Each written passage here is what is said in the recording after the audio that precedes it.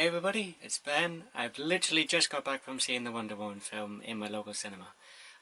So bottom line, really enjoyed it. It's a really solid film. I really enjoyed it. Highly recommend you go and see it. They've done Wonder Woman's origin. It's a really cool combination of the Diana being sculpted from clay and given life by the Olympians from the George Perez era after Christ on Infinite Earths during the 1980s from the second volume of Wonder Woman, as well as also combining elements of the Brian Azzarello and Cliff Chiang run from the New 52 from 2011.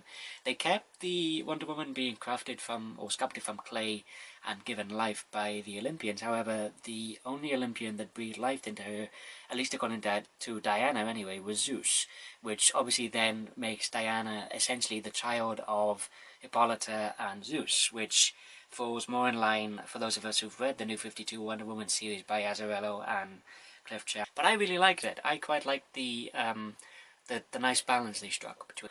First off, the opening shot of Themyscira and just the overall look and feel of the island. It looks as if it's been lifted straight out of Greek mythology, or straight out of a Greek mythology painting depicting, you know, just the look of, you know, Greek architecture and everything. It just looks pretty incredible, especially, like I said, the first opening sprawling shot that we get of the entirety of Themyscira, or Paradise Island. Another thing I really liked was the depiction of the battle between the Olympians. It looked as if it had been heavily sourced or made to look like a Greek mythology painting, and then obviously animated into obviously like a backstory in terms of basically just like a motion 3D or 3D motion Greek mythology painting. I really liked it. I thought that was really cool way to flesh out the backstory of the war between the Olympians and the then forming of Paradise Island. So Gal Gadot gives just a great performance as Diana, or Wonder Woman. She really nails the character. You know, she's powerful, she's strong, she stands up for what's right, she always does the right thing. You know, she looks for the best in everyone, she's a messenger of hope, she's a pursuer of peace, and she truly believes that love can save the world, and she then becomes an emissary of, you know, the world towards the end of the film. But she's also, in terms of the overarching, you know, plot, she wants to, or she's sent to help Steve Trevor to supposedly stop the war of all wars, which is obviously, this is set against the backdrop of the Second World War between obviously the Nazis and the Allied forces. Chris Pine does a great job as Steve Trevor. There's some really fun interactions, there's some really great laugh out loud funny moments of dialogue and just general exchanges between both Steve and Diana, as well as Steve, Diana, and Etta, who we meet later in the film, who we discover is Steve's secretary. I believe Etta was a friend of Wonder Woman's, like during the first volume when she was initially created and written by William Marston. Correct me if I'm wrong, I know she's appeared most recently, but I'm not really fully up to date on my Wonder Woman secondary characters, so to speak. So anything, you know, if I'm wrong, or if you want to expand on it and tell me a little bit about the characters in relation to it, I'd really appreciate it in the comments. Like I said, this film has got some generally laugh out loud funny moments in there, and there's a lot of heart, there's a lot of passion, and there's a lot of, you know, just general heart behind the film, as well as it being sort of set against the backdrop of a period piece, but it also really helps to bring the character and the mythology of Wonder Woman to life, and just does a really great job. Again, another thing I have to commend is the Wonder Woman theme composed by Rupert Gregson Williams. Sorry guys, my notes are kind of off to the side, so if I look off a little bit, I'm just going to look there for a second or two just to make sure I'm on the right track. So like I said, bottom line, if you're a Wonder Woman fan, if you're a comic book fan, if you're just looking for a film with a really kick-ass, you know, female heroine or female hero in the lead role, I cannot recommend you see it enough. It is a really solid outing for Wonder Woman. It is just, it's a really good film. It's really, really solid. It's great. I really, really enjoyed it, and I highly recommend it. The action scenes are pretty awesome, whether it be the first time of Diana accessing her powers and using her gauntlets, or her bracelets against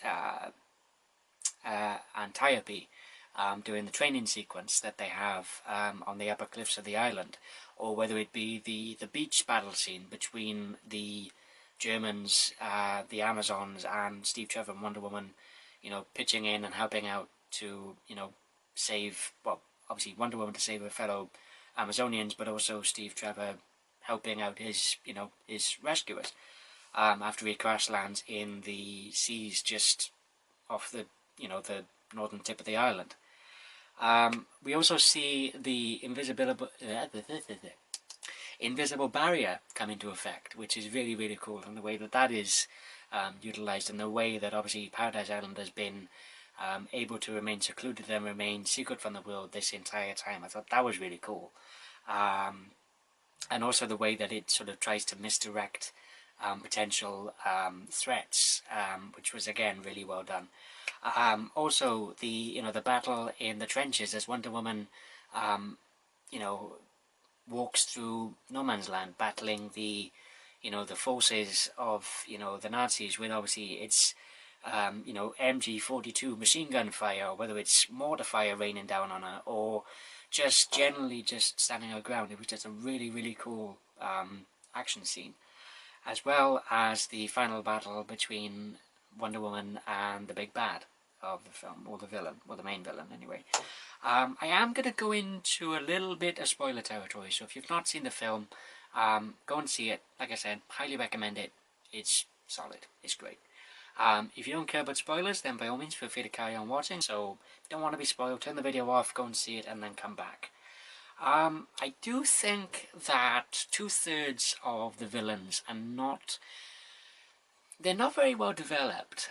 Although you get the distinct impression that because these two villains are allied with the Germans and with the Nazis, they are evil, and therefore you should want to see them vanquished and obviously stopped, which is fair enough. That's fair. They're not the primary focus of the film, but at the same time they're not really given a lot of character growth and a lot of character development as to their reasonings as being involved within the war itself. I mean, with the character of Dr. Poison, portrayed by Elena Anaya, Anaya, forgive the pronunciation, I do apologise, I'm terrible with names. Dr. Poison, the only sort of main purpose she serves is she is the producer of the various poisons and the various gases that the Germans have been utilising throughout the Second World War. The only sort of major contribution that she makes to the film is, I suppose, she's developed a kind of possible version of mustard gas within, like, this version of the Second World War, obviously within the DC Expanded Universe, possibly. We don't obviously see the effects of this new, much more potent and powerful gas on screen. It's only hinted at that this is a, extremely powerful gas and can literally melt, I suppose, the flesh off your face, and it literally would make gas masks literally immune. It would not provide any protection whatsoever.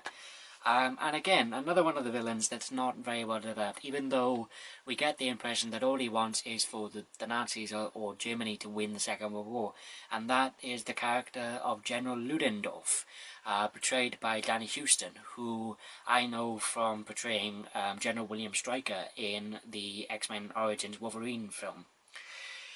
Now, again, like I said, he's not really given a lot of screen time. The only kind of development we get with him is he's given this distinct blue-coloured gas by Dr. Poison, which, once you inhale it, it enables superhuman levels of strength, and he's able then to stand his ground against Wonder Woman and engage her in one-to-one combat, hand-to-hand in a radio tower on the outskirts of the main German base, where the climax of the film actually takes place.